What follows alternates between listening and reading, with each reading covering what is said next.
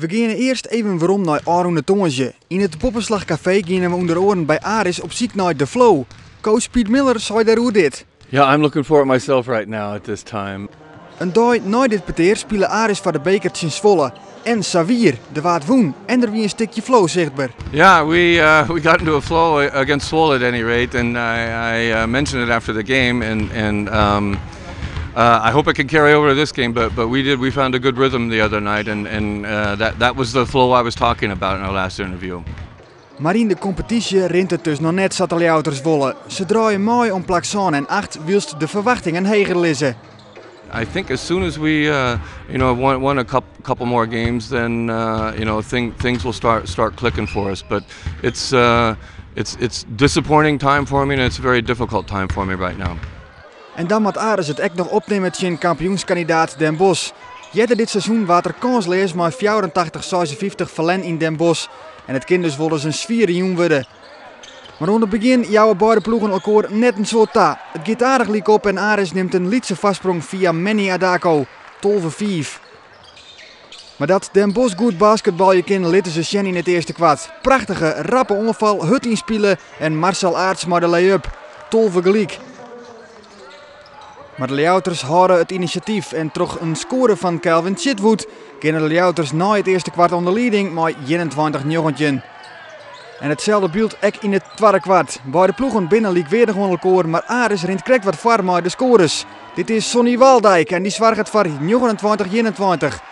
En dat is toch een god van 8 punten in het voordeel van Aris. Maar dan jouwen de Bossenaren even gas. Bij de thuisploeg rint het wat stroever en de trijpunter van Stefan Wessels. En Sak knokt Den Bosch hem waarom in de wedstrijd. En dan zitten we correct voor het skoft. Het publiek telt al aan, maar Den Bosch valt nog een keer on. Maar Frank Turner, hij nog net, maar de rebound is voor Julian Mills. En Sak in de Bossenaren maar een lietse vastsprong het skoft in. 38-40. Beide ploegen jouwen elkaar net een soort ta, dat moet duidelijk wezen. Maar dit Aris eerst hield hij een lichte vastsprong hier, is dat nou Den Bosch. Todd Brown, maar de trijpunter. Hij brengt het verschil voor Aris waarom rond 1 punt. 47-48. Maar toch dreigt het Aris daarna de onstuiting te verliezen. Den Bosch kan wat uitrennen via Frank Turner. En zo zit het 49-56 voor de beziekers. En het mat dus in het laatste kwart barren bij Aris. En daarin zetten de Leouters geweldig uit aan. Maar een prachtige alley-oop van Mark Sanchez. Dat is wat het publiek zien wil. En Aris zet terug. Dit is Gerard Punch. Voortendaallijks maar de trijpunter de roer hinnen. En dan slag het alles even bij de thuisploeg. Maar de steal van Williams. Aris kan oernemen en uitbrekken. Williams op Manny Adako en de dunk. Aris weer op vastsprong. De wedstrijd draait uit op een prachtige climax. Want maar nog 2 seconden op de klok is het 68-66 voor Aris. De spelers denken dat ze er al binnen, maar coach Piet Miller is er nog net gerest op. Het balbezit is voor Aris en Den Bosch maakt het voortendaag de overtreding op Sanchez. In de hoop dat de 2 vrije worpen mist worden en ze daarna nog een shitkans krijgen. De eerste is ook mis van Sanchez. Het verschil bloedt dus 2 punten.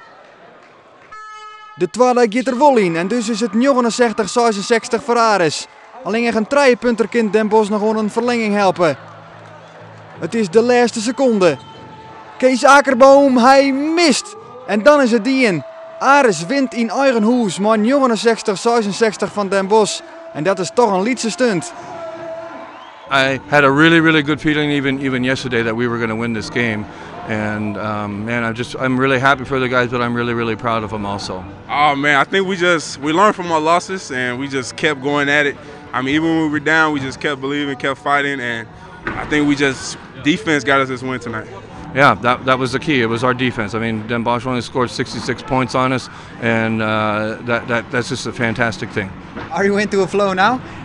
Well, it's possible. I mean, we won 2 in a row, and things are clicking, and I felt like I could relax a little bit more on the sideline. So we're getting close to a flow right now.